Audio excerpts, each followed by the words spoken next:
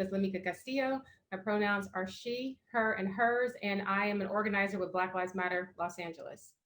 I'm really honored and humbled to be your host for today's conversation around stopping stopping compulsory sterilizations in ICE. Right, we have recently learned about women having their bodies modified against their will by ICE. This is why we say abolish ICE. This is why we are against what ICE is doing. And we are honored today to have a panel to talk about that. Before we get into our conversation, I did want to just acknowledge the fact that we all have been watching the news. We heard yesterday about the case of our sister, Breonna Taylor, who is no longer with us and was killed through state sanctioned violence, that her murderers are still going to be on the streets and there's no justice. And we are outraged about that. And I just want to take a moment to honor Breonna's life, to say that her life matters, her life mattered. She left us way too soon to become an ancestor. And we are continuing to fight for her. We're in these streets. We are taking it to the polls. We are making sure that we do everything we can in her name and her honor, and also in the name and honor of all of those who lost their lives to state sanctioned violence. And so, of course, I'm going to ask y'all to say her name. Breonna Taylor. Say her name. Breonna Taylor. Name.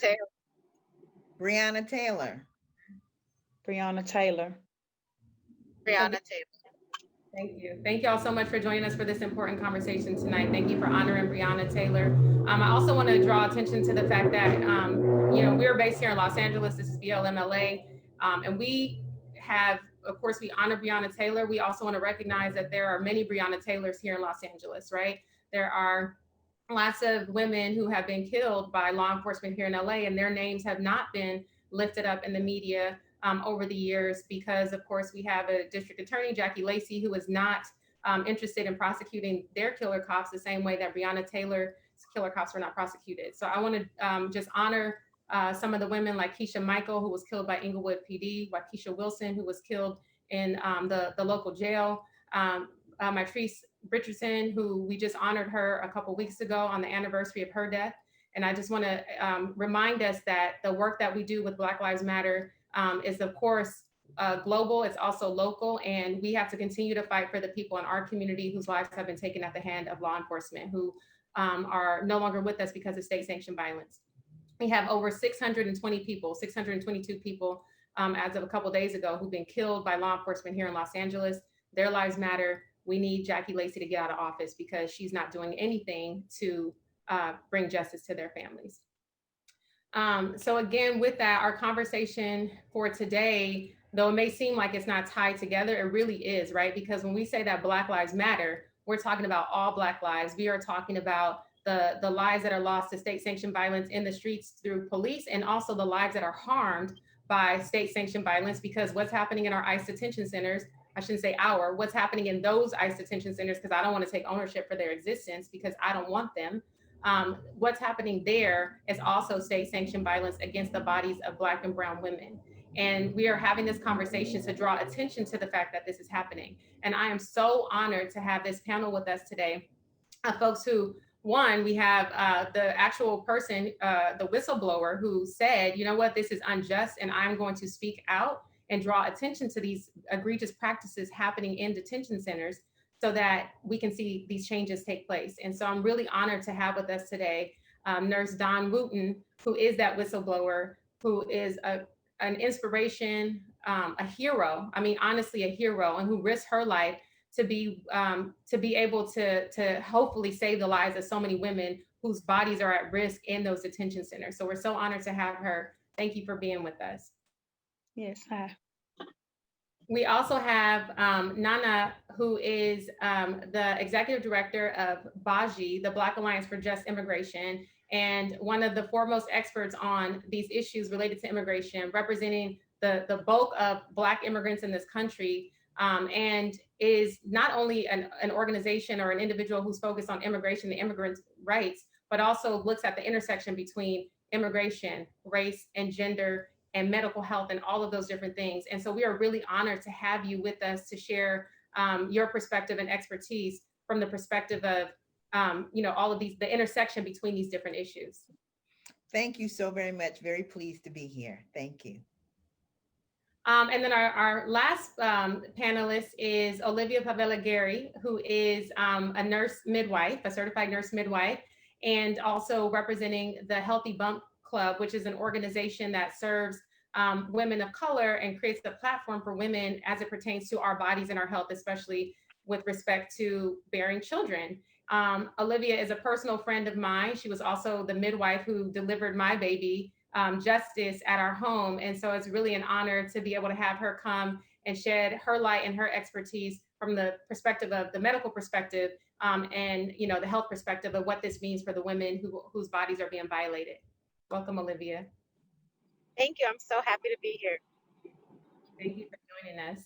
And before we get into the conversation, I just want to say thank you so much to our pro bono ASL interpreters who show up to all of our events and are willing to do this work for free, right? To be able to interpret so that everybody can be completely engaged in our conversations and understand what's happening with Black Lives Matter and the issues that we talk about. I want to remind y'all that we are here every Thursday for This Is Not a Drill. This work that we do on Thursdays is really to increase people's awareness, and this is our political education, because we need this political education in order for our movement to be viable, in order for us to continue to grow our movement and to continue to fight for Black lives. So with that, I want to hear from Don. I want to again introduce everybody to Don Wooten, an inspiration, a hero, whistleblower, risking her life, putting her life on the line in order to protect the lives of others. Don, such an honor to have you. We would love to hear from you, Don, about what led to this moment. Like, how did this happen? How did you come to the realization that women inside of these detention centers, inside of the detention center that you work at, were being violated, right? Not only were they being violated, they literally were having a part of their bodies removed that has implications for their families, right? For the future of their families. So we'd love to hear a little bit about that. Thank you. I'm honored to be a part of the panel. My gist in the beginning was my concern with COVID. We had concerns in COVID not having the proper PPE, and then having masks inside the facility, and we're not warranted those masks, or we were warranted those masks and not giving them accordingly. And the concern with immigration, raising the concern on the inside that they're not being protected. And then there was like a silent pandemic inside of a pandemic.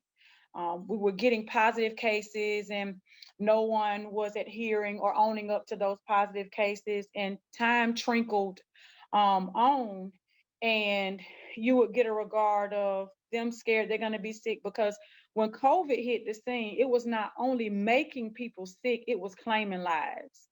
And as a mother, my single mother, 5 children, they're asthmatics. I have sickle cell disease.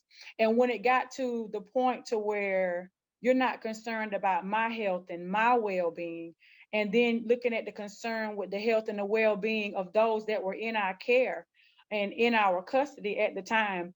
Because when I became a nurse, I made the statement that my life does not just stop with my life becomes the lives of others, because they're looking to you for that reassurance and looking to you for that admiration and for you to do what you've been charged to do. Then I had immigrant women to approach me on separate occasions. Why me?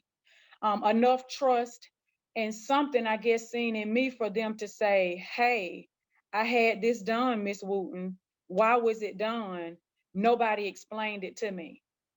And what do you say whenever you're approached by different detained women at different times throughout my stay at ICDC? My first run of the mill was 2010. My last run of the mill was 2020. And coming there and coming back and, hearing that, hey, why am I having this procedure? Why is it done? And you not having an answer for it. It raised a awareness and a red flag. I was raised by, you treat people how you want to be treated. I have a daughter and I have women that are in my family that, I want to raise that awareness to where in the facility that we're in, you're almost muffled to speak up, and you're muffled to speak out. And, it's the thing of, if you do come forth, then, that's your job. But more than that, it's the lives of other people. I told this story here early on. I had a 23-year-old young lady to come to me that was detained at one point in the facility, and said that she went out and she had this procedure done, and she was worried about her husband leaving her because she had this procedure done.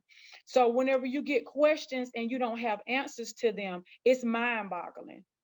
And everybody wants to know why, but everybody doesn't question the why.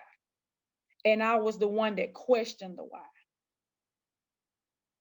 Yeah, and we are so grateful for you questioning the why. Thank you so much, because I think when you and I spoke in preparation for this panel, you talked about how important it is for people to ask questions, right? Because the reason why these things happen, why we can have, think about how many folks inside of that facility knew that this was happening and didn't say anything about it. And you were the person who said, you know what, this is not okay. I'm going to ask questions and I'm going to say something about it, right? I'm going to do something about it. And so can you share a little bit more about this importance of asking these questions, right?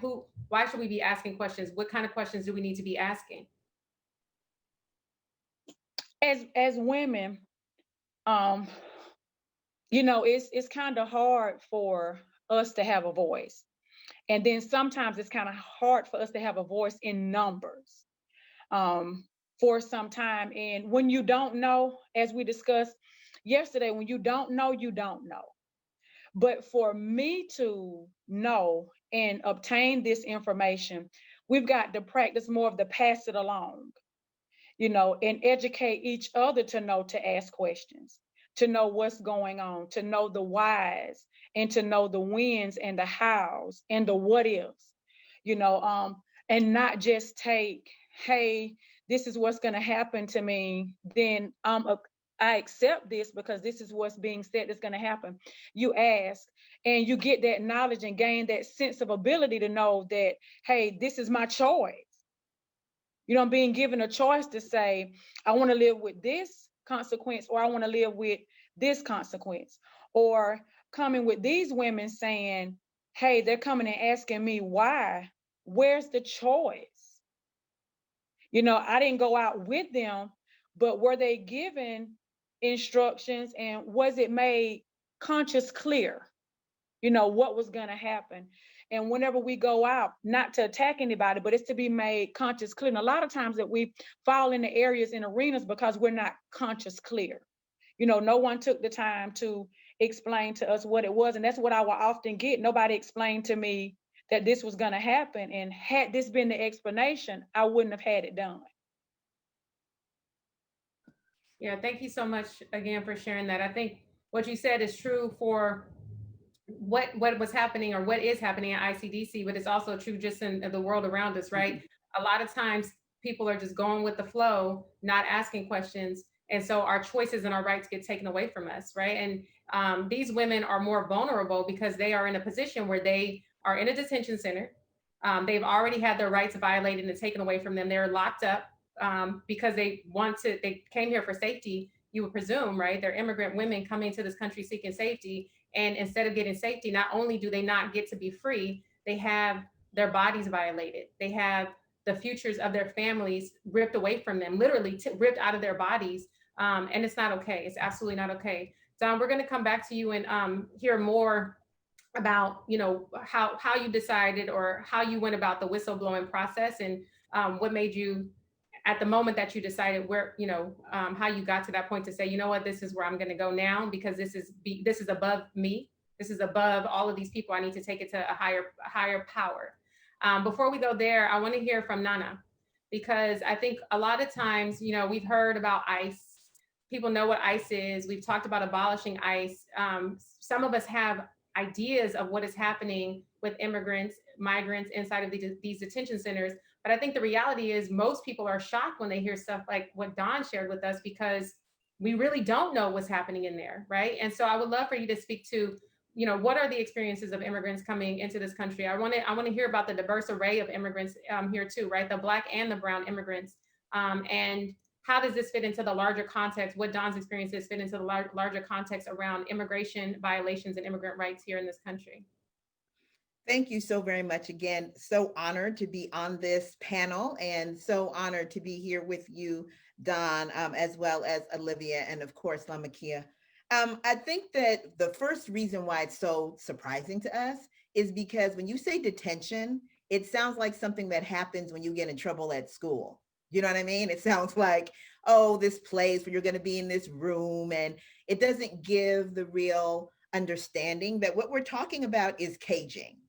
What we're talking about is people being held against their will in conditions that are similar to, and sometimes worse than, but at very minimal, similar to what we see happening in prison, what we see happening in jails, in the criminal sanction system. So the immigration detention system is a part of the prison industrial complex. And one of the things that we always raise at Baji is detention is torture. Caging is torture. We understand that somehow with dogs and with whales and all kinds of other creatures, but that is not how we treat it in this country with respect to people. And so all of the things that we see and that we hear and that we know are happening in the prisons and in the jails in this country are also happening in the detention centers, whether that is the overcrowding, where people are put, many more than their numbers in spaces, whether we're talking about medical neglect and medical abuse. I want to remind folks, and if you don't know, I'll be here to know that we have many Black immigrants, thousands of Black immigrants that are being held in these detention centers. That immigration, of course, is not just an issue that affects brown folks, but affects Black folks as well. And in February, March, there were 300 Cameroonian women, just that nationality, Cameroonian alone, that were being held in El Hutto in Texas. And those women complained about medical abuse. They protested around it. They, sent out letters, and they were responded to by ICE by having them scattered. So it almost felt like, on the plantation when people rebel and then they sell people down the river, right? It was the same kind of notion. And so this is an issue that's not new, even in the detention arena, and has come up earlier and throughout the time during this year even. And so we have that, the medical abuse, the medical neglect, we have rape, and we have, again, many stories that are being given of ICE guards who have raped both women and girls that are being held in these immigration cages. We have situations in which people, and particularly Black trans women, are being held often in solitary confinement. We want to lift up the condition of our sister Jaja, who has been in confinement for 10 years. Imagine that. This is an immigration. This is not, we don't want that for criminal sanctions, but this is not even like someone has committed a crime. This is just, hey, you've come here, you fled because of persecution, and now you're going right into more persecution by this anti-Black, xenophobic, anti-woman space. And so we have Jaja that's been there for 10 years. We have Usman Darboe, a brother who has been held, even though the courts say he should be released. He's been in these cages for years. We have people unable to get the PPE, to get the help with COVID, being deported with COVID. So that's being exported outside into other countries. So many abuses. But then when we shouldn't be surprised, because when we look at what's happened in prisons, 20,000 women were sterilized in California alone in prisons, right?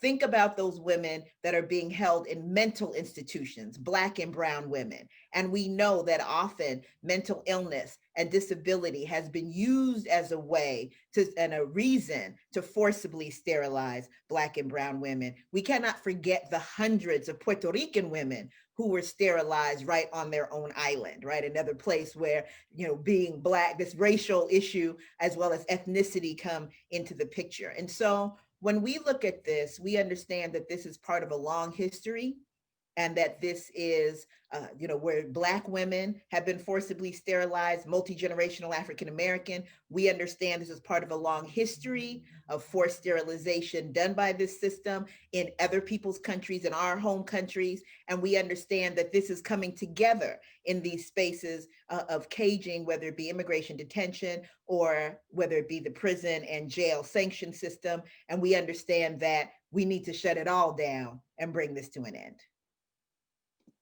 That's right. Thank you so much. Important reminder, right, that ICE is not separated from the prison industrial complex that we have in this country. It is a part of that. And it is used to cage our bodies, Black and brown bodies, especially Black bodies in this country. And our rights are being violated regularly. And we do need to abolish it. It's inhumane. I love what you had to say about the fact that we know that we can't do that with dogs. We know that we cannot do that with whales and other animals. But when it comes to human beings, we have no problem with caging people, and to the tune of millions of people, literally 2.2 million people in cages right now across the United States of America, the largest prison industrial complex in the world. And the detention centers are not even included in that number, right? Those are not even including folks who are in these detention centers. And so we definitely need to break this system. Nana, thank you so much for drawing attention to the fact that this situation, right, what Don has raised people's awareness about is not new, right? There is a long history of forced sterilization in this country that Black women, Indigenous women, like you mentioned, Puerto Rican women, women who have mental health illnesses or challenges, right? One of the policies I remember learning about in college was Buck versus Bell, which was a federal law that said women who are quote unquote feeble-minded, right? Meaning this is a person with a learning disability. The state has the right to sterilize her, right? To take away her right to have babies. And I'm just like, how is it possible that this was written into our law? And today in the United States of America, in certain states, there are still laws that say that the state has the right to forcibly sterilize women. And this is why you see stuff like what happened in ICDC. This is why you see things like what probably shocked a lot of people to hear from Nana is 20,000 women in California have been forcibly sterilized in the prison industrial complex, in the carceral system, right? This is very widespread. It is not a one-time situation. It's not something that is new. And I'm going to bring Olivia into the conversation now because as a midwife who has studied this history and also is practicing to try to protect women from these things, I think she can really speak to that history of forced sterilization and what is meant for Black and brown women. Yeah, thank you. I mean, I'm so glad to be a part of this conversation. Can you guys hear me? Because I've been getting a lot of phrasing and stuff. Can you hear me? Yep, we can hear you. Okay. I mean, yeah, 20,000 women in the California prison system, 70,000 Native American women in 6 years from the late 60s to the early 70s were forcibly sterilized. Using, Black women to do the same thing. And the thing that really sticks out to me is that there are many ways to sterilize a woman. You can cut her fallopian tubes, you can pull the tubes out. And I'm sorry if you hear my son, but what they've been doing in these detention centers are hysterectomies, you guys. And that means that they're pulling out their uteruses, and so that's a special kind of sterilization that is not necessary, and to pull out somebody's reproductive organs is serious. And I don't even know what kind of hysterectomies. There are different kinds. You can take out the ovaries. The ovaries are what give you hormones, right, to have your menstrual cycle. So if you remove the ovaries with the uterus, then you go into early menopause, right? Even if you keep the ovaries in and you pull out the uterus, initially for the first few days or weeks, you can have menopausal symptoms, and so it is especially sad to me that these practices have continued, and taking choices away from women is why I became a midwife. It's because midwifery is based in giving choice and empowering women to have a voice in their own care and what happens to their own bodies. I can't tell you how many times I work with the immigrant population and low-income population of downtown Los Angeles, and I cannot tell you how many times I have seen a woman and she doesn't know she has her uterus or she has a cervix. She knows she had some kind of surgery, but she doesn't even know what organs are in her body. And that is so shocking to me. And it's so heartbreaking to me. As a midwife, it is my goal and my mission to empower women to speak up, to ask questions, and you know what? To use the most powerful word, and that is no.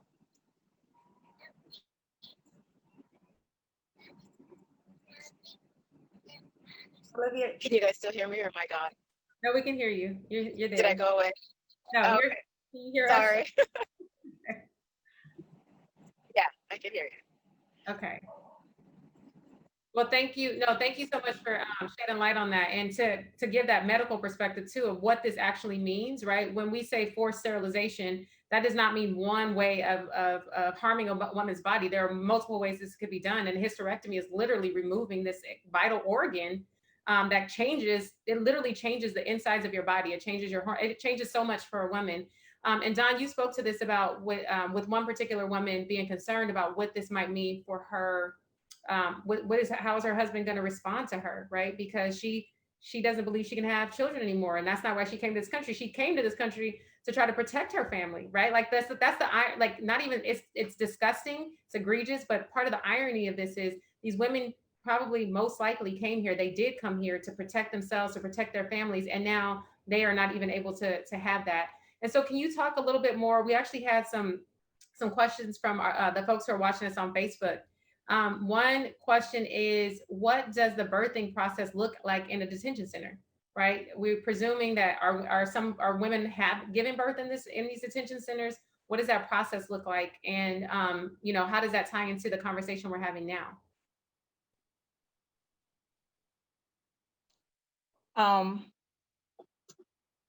Haven't seen very many in the facility that I've been in. I've seen maybe one or two coming through and passing, and they're sent out, but just haven't had anybody while I was there at the particular facility to give birth in that particular detention center. Okay. Well, thank you. Thank you for sharing that. I think we've heard here in California of some egregious situations happening with women giving birth in the detention centers here. And it's scary, right? Because children have been taken away, are some of the things that we've heard here, that women haven't been given the proper medical treatment that they needed or deserved when they were, giving birth inside of detention centers. And so I think that's part of the reason why people are asking this type of question. Nana, Olivia, do either of you have any insight on that? So yeah, I would add and sort of echo what you've said, Mikia. I mean, what's been happening is all the things that you imagine happen when women are not in control of their own bodies because of the carceral system are what you see happening. We already know when people come here with their children, they are separating them from their children and adopting them out. And the laws are, the courts are saying, oh, well, your kid was adopted out, so now you can't have your kid back, even though clearly you brought your kid here to be with you. So imagine, and we know what happens with women who give birth in prison and what, the loss of their connection and rights with their children often in many cases. You have a child and you don't have someone here, you don't have other relatives, they're going to take that child. And, language access is an issue that is important, and particularly with Black immigrants, because many Black immigrants do not speak Spanish. They're speaking, if it's a colonizer language, it may be French and maybe Portuguese. Often we're speaking our indigenous languages. And so imagine they can't even go up to Ms. Wooten and say, hey, what's happening with me? Because they have that communication barrier and they're signing papers. They don't even know what they're signing. And folks are finding that they've signed away their ability to be with their children. So it's a very, very precarious situation for the pregnant person that is being held in detention cages. Thank you. Thank you for those reminders in that context as well. Don, I wanted to come back to you, and I'm going to ask one more question, going back to the question I had started off with earlier, which is what got you to the point where you said, you know what, this needs to be elevated beyond me. It needs to be elevated beyond the leadership in this detention center. This needs to go. I need to be a whistleblower in order to draw attention to this. What prompted that for you? When it became a situation to where my life didn't matter. I was sick, was told to come to work sick, was symptomatic, was told to come to work symptomatic.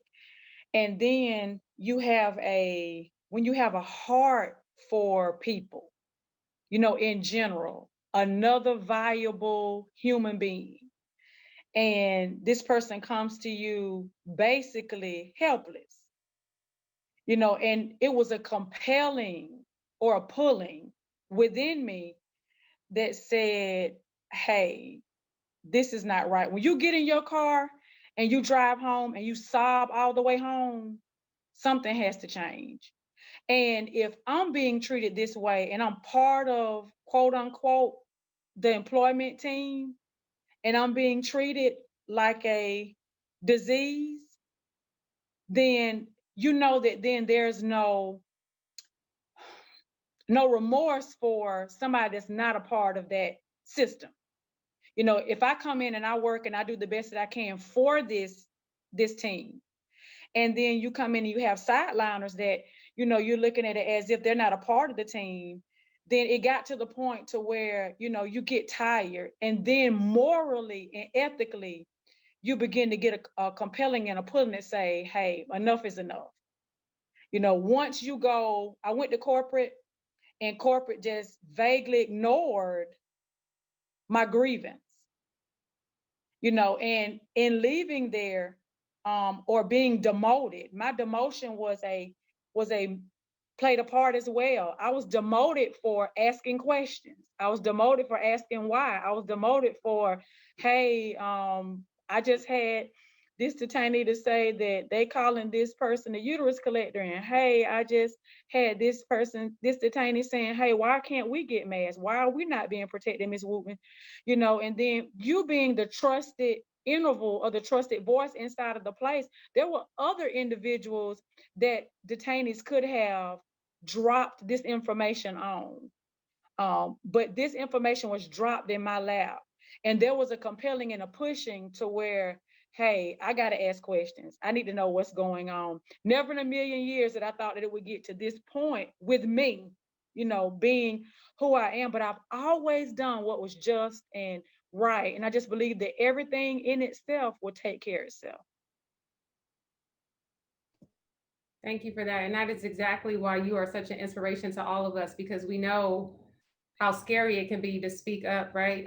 Of course, at BLM, that's what we're about. We speak truth to power. We are fighting for justice. And but you were in there by yourself, right? You were in there by yourself, the one person who was willing to say something. And we're so glad that you did. So thank you again for that. At this point, I want to open up this to make it more of a conversation between the panelists. We want to try something a little bit different. They all have their different levels of expertise. And when we were preparing for this conversation, they had questions for each other. And I thought, you know what, why don't we have that be the direction that we take with this discussion? So anybody want to start us off with a question for another panelist? And I'm going to look to see what questions we have coming from Facebook, our Facebook Live watchers. So I have a question, and this question is for both Dawn and Olivia. You know, we saw the story of our sister Pauline Benham, who is a Cameroonian woman who was also forcibly sterilized, and literally they just took her off the plane. Last week, finally, she was about to be deported, and you know she had been complaining, and nothing happened, and they were deporting her, and it made me think how many sisters have been deported without their uterus and they don't even know, or forcibly sterilized, and what other organs might people be missing that they don't even know about. And so wanted to ask you, Dawn, in terms of the complaints that people raised or talked to you about, were they all around hysterectomies, or were they around other types of medical abuse? And then with Olivia, you know, could you add to the questions that people should be asking? There may be people watching this right now that have loved ones in detention, and they want to give them the list of questions they need to ask. And so, you know, just thinking of those two questions. You have, you know, and just like they come to me and they ask questions, I'm that nurse that's going to give the best of that innate ability, because I'm a nurturer. So the best of that innate nurturing ability, because it's kind of like we reverse roles. I'm putting myself in your place, because life happens sometimes. And so I'm going to educate you to the best of my ability, even with this COVID. Hey, ask for this, ask for that. Even with these women, hey, ask for medical records, ask for things to review, you know, so you will have these things yourself. And not only just hysterectomies, but you had a multitude of complaints. They fill out sick call requests. So you fill out this request and you put what's going on, and it's triaged from there. So not just hysterectomies, but other questions and other medical issues and medical complaints as well, that they were asked for medical treatment for in the facility that I was in.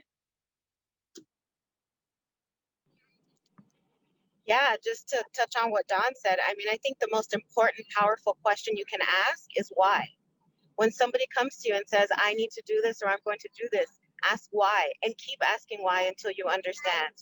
And if you don't agree, at least in the United States, you have rights to say no.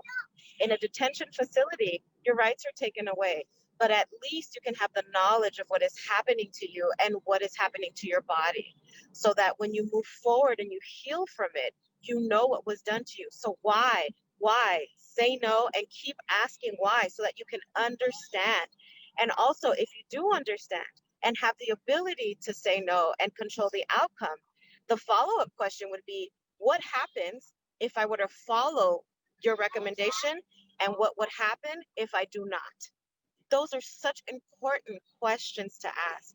But why? And if you can't ask that why before, when you wake up from any procedure, when you come out of any procedure, always ask, what just happened to me here? Did you remove anything from my body? Is there a problem? Is there any sickness? So why? Curiosity is what I tell all of my patients, is use your words and use that why. It is the most powerful word you have. Thank you to both of you. Thank you so much. Great. I'm just thinking about in my own experience, right? I had a baby about almost a year ago. I can't even believe it's been about a year. And when I was going in for my doctor's visits, I mentioned to everybody Olivia was my midwife. I was asking those questions why. Not, I mean, to Olivia, of course, and I trust her, but to the doctors that I was seeing as well. And there was a lot of pushback. People didn't like that I asked why, right? They make you feel uncomfortable when you're asking why. They say that you're being aggressive, or that you are being a difficult patient to work with. And so I think asking those why questions are important, but then also be ready for the pushback that you're going to get, because people don't like when you ask why. You have to remember that you are the expert of your own body, right? I know my body better than anybody else knows my body. And if somebody is telling me that something is better good for my body, I need to ask them, why do you think that's good for my body? And if they get mad about it, I'm not trusting them. That's how I see it. I'm not going to trust you if you cannot have an honest conversation with me and see me, my curiosity, and me asking questions as me being concerned about my own safety and my own health. Why should I trust you to do anything in my best interest? I don't. I won't. Right. And again, I recognize it in the detention centers. It's more complicated than that. It is a lot more complicated than that. But to Nana's question, right? Some of us have family members in those detention centers. We do need to be pushing them to ask these questions, especially right now, because their bodies are being violated on a regular basis. And, Don has raised attention to that. Who knows, again, to Nana's point earlier, how many women have had these things happen to them, what they've had removed from their bodies, and, just the processes that they've been through in these facilities. So Nana, thank you for the question. Don, Olivia, did either of you have questions of one another? No. No? All right. No, I don't. So I have a quick question for Don. So Don, for these procedures, were you ever, I know that you don't to tell you, but are they open in public? Like, is it standard detention culture to see women going in for medical procedure? A lot of common. Did you understand? I'm sorry. Yeah, I didn't. She was. It sounded like she was asking if it's common for women to just in the facilities to be going in for medical procedures like this. Like, is this a common thing that why would people not start to question this earlier on, is I think probably what she's getting at. Well, inside the facility that I was in, it's kind of like, the detainee request, like medical, they have, like I say, sick call forms to where they request what medical or what issues they were having. And they kind of went from there. And Like I said earlier, a lot of times people are not going to say and they're not going to speak out because of fear of losing their place of employment. A lot of us, this is how we eat, this is how we sleep, this is how we make our living, through this facility. You know, I was working it until demoted, so it's devastating. And then you learn too at the same time that once an example is made out of one person, you know, you find that fear follows the remainder, of the voices. So they would have to request to be sent out, to be seen, was the protocol and procedure there, for them. And then that specialty is not on hand. So outside was where they were sent. Can I ask another question? Yeah, of course, please. I, one of the things that we've been so interested in as Baji is mental health and the mental health of our folks. And I know that BLM as well, and BLMLA, you know, the conversation about wellness and our mental wellness is so important. And I'm just thinking of how torturous and traumatizing it must be to find that you've been violated in this way. When you were there at Irwin, did they have access to mental health? Is that part of what, you know, the health provisions are? And if so, what kind of mental health assistance did you or support did you see folks getting? I knew there was we had a mental health personnel, at the facility, you know, and a lot of, the support that I would witness, you know, a lot of them would be supported with medication, you know, antidepressants, um, you know, and not really sure about anything, outside of those, mental health meds, but, medication was definitely, a part of mental health. Thank you for responding, for answering. And I think that's something that we find often. I'm sure you know the others of us here can attest to the fact that often medication becomes the way that the carceral state decides that it's going to try to assist people, really just to kind of keep them in a state in which they're not able to do too much pushing back, not in the way that we would hope it would be to actually assist people with mental health support. Thank you for that. And I would also, can I say one more thing, Amika? I would also really like to thank Dawn for speaking out and standing up, because Black Lives Matter is an organization for justice, and reproductive health is, you know, reproductive justice is racial justice, is social justice for a population of people, Black and brown women, who are the most discriminated against and the least protected. And so this is how we fight back. I know the focus lately has been in how our fight in the streets, but this is another way that we fight back, is by using our voices, is by becoming healthcare providers that support women, to give them a voice, to teach them. And so I have a question for Dawn.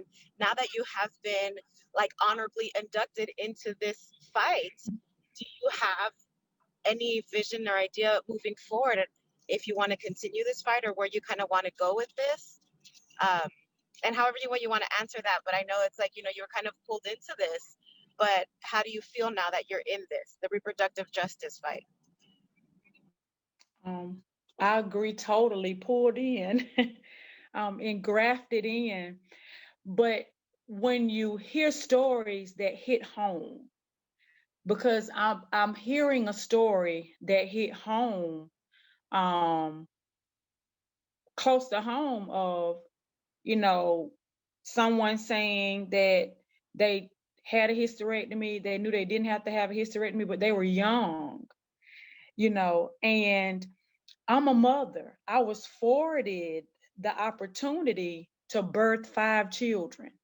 I was really afforded that, to have kids. And when you hear from those that were unable to bear, by whatever means, that they were unable to bear, there's that nurturer that steps in again saying, hey, I'm here now. No, it's not an easy place that I'm in. And yes, it's been a fast pace that I'm in. But here now, advocating, voicing for those at the same time, whether I know that I am or conscious aware that I am, for those that are unable to, and listening to those women on the inside of this facility. That was their truth. So I dare not take away their truth. Like, this is my truth. So I can see myself futuristically being that voice. I've always been the child in the family with with a voice, and always been the fix it person. If I figure it can be fixed, then I can fix it. So trying and stepping out to fix this situation, not even knowing that I was fixing it, but the general care and the concern. So it's nothing that I'm pretty sure that's not going to go away because of the compassion. It heightens the curiosity now to want to know, wow, and to see just how many voices I can be as one individual. I love that, Don. So beautiful. And again, why you inspire all of us, right? Because you bring so much humility to this, and have been the person who speaks up and is using your voice right now for on a much bigger platform that you didn't intend. I loved Olivia's question to you about that.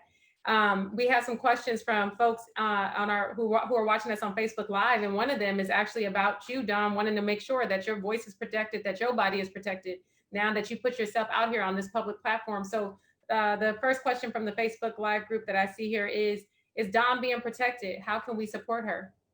So how are you being protected? How can people support you?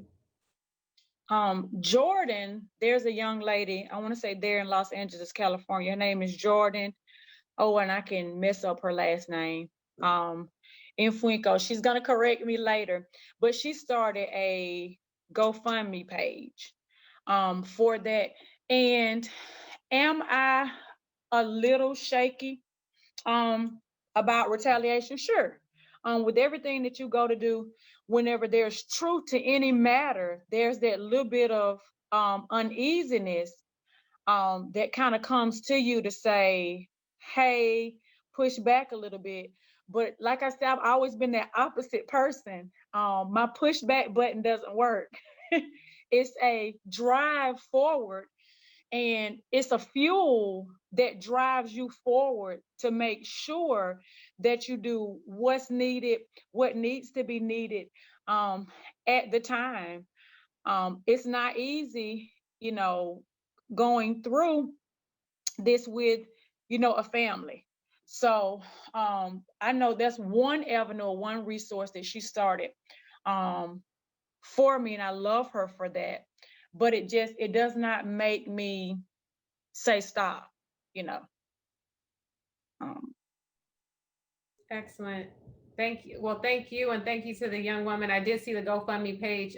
For those who are watching on Facebook Live, I know I just did a Google search for whistleblower Don Wooten fundraiser, and there it was. And so if you want to make a donation, that's important, right? Because at this point, Don is, like she said, been demoted, not without, of course, without a job. And what's supposed to happen with her and her family at this point, as she's sitting here putting her life on the line, risking that for all of these women, and not just for the women in the detention centers. This is literally for all women, right? And Black women are the least protected women, right? And we really need to stand up for one another and support. So thank you for sharing that. And we will definitely give to make sure that your family is taken care of.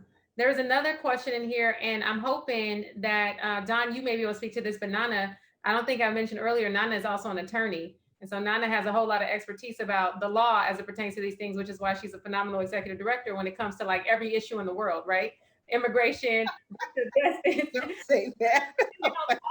She know all of it, okay? And so one of the questions that came from our Facebook Live viewers is, can these doctors be prosecuted? Can the people who have, what did you say they were called, Don? The Uterus collectors. Yeah, he was. Can the uterus collectors be prosecuted for what they've done inside of these detention centers, harming these women and violating their bodies and their rights? So, I can't answer that question simply because it's going to depend upon what kind of paperwork was signed, what kind of admissions, have been made. And that's why I was saying that this, things like language access is going to be an issue. If you say that I consented to this, but I don't speak English, and we who speak English, when we get those things before we do a medical procedure, we don't know half of those things and we ask questions. But if you don't speak the language, then you don't even know to do that. And people can lie all the time and say, hey, this is just for that. And then it turns out to be something else. And so I think that that's an avenue people, are probably going to be looking at. I also want to say, though, that I'm an abolitionist for real. And so I often, to people's sadness, push back against this notion of the carceral state as our solution, right? Whether that be cops that are killing us, whether, whatever the situation is. And so I think really what we need is we need accountability. We need transparency. We need to know, who are these people that are doing this? We need to know exactly what they're doing. We need to have those women not being deported. We need those women to get out. We need those women to get, reparations, get funds, get support. And we need for the people that have done these things to be the people that are providing that support, and whatever else those who have been harmed are requiring of those who have been the harmers, right? And so that we don't have to rely on the law. Can the law punish them? We need to be thinking about, and it's best if we focus on, how can we help these sisters to heal, and how can we make sure that things are transparent and people are held accountable. Yeah, Ashe. And thank you so much for bringing that forward too, right? About being a real abolitionist. In terms of the roots of BLM, that is exactly our position too, right? And the reason why we say prosecute killer cops is because until we can get to that place of abolition the way that we want it to be, the families are hurting, and there's injustice that we are fighting for. And it was the demand of the families that said we need to prosecute these killer cops until we can figure out how to abolish the system. And so I'm with you. I agree with that 100%. And we don't want to have to rely on the law in the ways that we have historically to punish people, because we need a system that's not punitive, that is restorative, that is transformative. And I know Dawn had spoken to that earlier. I can't remember if it was during this actual conversation or if it was our pre-conversation where she said, I'm with it, right? Get rid of these detention centers. In the meantime, we got to figure out how we're going to support these women and get them the medical treatment and care that they need, in the process. So thank you for that. Olivia, there's a question specifically for you, which is, Olivia, can you talk more about birthing options for Black women? What are our options? Even when we're not in a detention center, Black women are dying at higher rates than everybody else. Like, what's going on with that? What are our options here? Oh man, I wish that were a simple question, but the simple answer that's not so simple is that you have options. And that's the key, is that no matter what anybody tells you, you have options. So if you want to know more, research more, you can reach out to me, look at Healthy Bump Club, the organization that I represent. Reach out to us on social media, talk to your physicians. If you have a physician, a nurse practitioner, family members, talk to people and you have options. The options are, in a very basic level, give birth in a hospital, give birth at home, give birth at a birth center. As far as who you want to give birth with, there are a lot of options there as well. So I would love to have a deeper conversation about it. Obviously, I'm a midwife and it's my passion, but the key that I want you to take home is that you have options. And all you have to do, the easiest thing you can do is put it in Google, options for birth. What a lot of women do is they call around, shop around until you connect with somebody. Ask about insurance. Do you have insurance? Do you not? Call doctor's offices, call midwives, call. Our numbers are there. We're in the information age. That is my simple answer. I could go on forever. I tend to ramble. So that's like the simplest, best answer. But no, you have options, and we're here to support you with those options. Thank you, Olivia. And I can attest to the fact that when I found out I was pregnant last year, I definitely one of those. I'm like Dawn, right? I don't know how to put the brake on. I'm just like, go forward, and I'm going to ask all the questions. I want all the answers. I'm going to do all my research and homework. And for me, I made the decision that a home birth was the best option because I really don't trust the system. One of the things that Olivia and I talked about quite extensively, and Olivia, Dawn, and Nana, I hope that all of you will speak a little bit to this as we move to wrap up here in a couple minutes. which is when we see things like this happen, right? I learned, I actually wanted to show y'all this book. I learned about forced sterilizations when I was in college. I read this book right here, Killing the Black Body by Dorothy Roberts. That's how I was introduced to the history. And I was shocked. I was absolutely shocked. And I was disgusted. And I said, is this still happening? Right? Is this still happening? Is this just a historic thing, or is it happening right now? And now I really understand why my grandmother doesn't trust the doctor, right? This is why nobody in my family wants to go to the doctor's office, because this is what has been happening to our people for so long, right? These sterilizations are just one piece of a bigger racist, anti-Black system that has been harming our bodies for since we were brought to this country, since we came to this country, the folks who came in as enslaved people, right? I always want to acknowledge that we had Africans who arrived to this country not as enslaved human beings, but as explorers before, but our history books don't tell us that, right?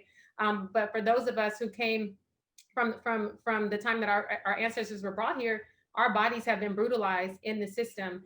And when people start to ask questions about, we're in the midst of a pandemic, and Dawn brought this up, right? People are sick. And we're talking about vaccinations. There's a reason why Black people don't trust that. I'm not telling people whether or not to get vaccinations, but this is part of that reason, right? We start to ask these questions. We start to question, what are people trying to do on our bodies because of this type of situation happening? Can any of y'all speak to that? I didn't speak to it so eloquently because I'm not, an expert in the space that like y'all are, but I think it is important for us to raise that as part of this conversation. So definitely, I mean, when you look, medical apartheid is real.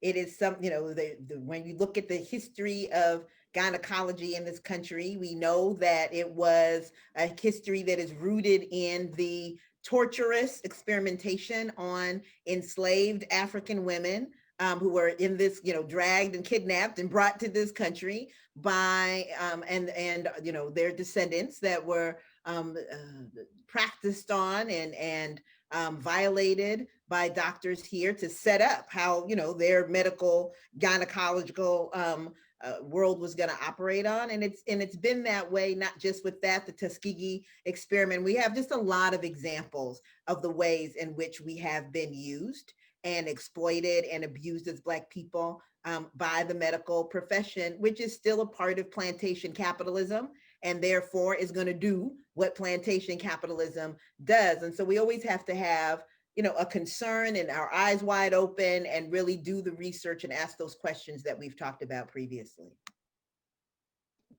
Thank you so much, Nana, for putting things into perspective in that context for us and giving us a history lesson in like 45 seconds. I appreciate that.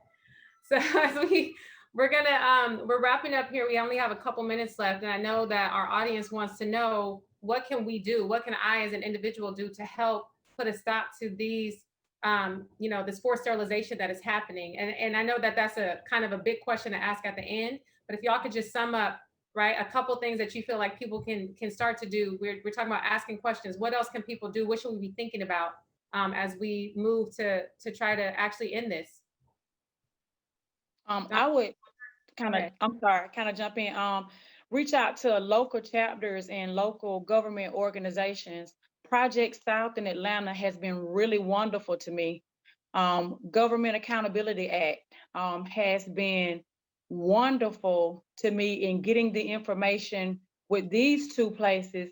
Project South and Government Accountability was making awareness and getting me protected and getting me in the area, making me feel comfortable enough to reach out and comfortable enough to continue to speak out, and comfortable enough in that realm, in that area of protection, and really good guidance too, because a lot of times we can step out and not be made feel comfortable enough to step out. But these two places have really been good. So you have local chapters that Black Lives Matter. I mean, I'm here on this forum tonight. We can reach out locally to whatever aspect that we have or resource that we have around us. And again, to make each other aware. So Project South and Government Accountability has been wonderful to me. Thank you, Dawn. Sorry. So I would just add to that, that, I think that we need to make sure that we are centering Black women I can tell you, Sister Don, that the Black women and femmes of Baji are looking forward to connecting with you and surrounding you with some Black love. We have Lavette Carbo Thompson right there in Atlanta, and we know that she's ready to be there, as well as our folks there. But this is a reproductive justice issue. This is a human rights issue. This is a racial justice issue. This is a immigrant rights issue, right? And so people need to, come out of their spaces, but in doing this, center the people who have been the most impacted, right? Because it's very easy for it to become an issue that's up here, like in the legalese, or in, not really being led or directed with Black women and brown women in particular in mind. And so make sure that we come together, but as we do that, that we don't lose who's being directly impacted in these issues. And I'll just quickly add, because I know we're over time, but vote for officials and policies that support the ending of these type of institutions. Stop it all, support it, open your eyes, and don't be afraid to step forward and talk to family members who are in these detention centers. Encourage them to be strong and use their words, and vote, vote, vote. Thank you, thank you, thank you. Absolutely. Vote, vote, vote. Get out here in these streets, center Black women, get involved in organizations like BLM, Baji, the Bump Club, and others that are doing this work to center Black women and advocate for our rights. Thank you so much to our phenomenal, phenomenal panel tonight. Don, thank you so much for your bravery, for your courage, for speaking up, and for being an example for all of us of what it looks like to speak truth to power, to put our lives and our bodies on the line. We are here to support you, like Nana said, right? We are right here behind you. We are in solidarity with you. Thank you to our audience for listening in, for your great questions. And please make sure that you get out there and vote, you get out in those streets, you protest, and show up to support Black lives. Thank you.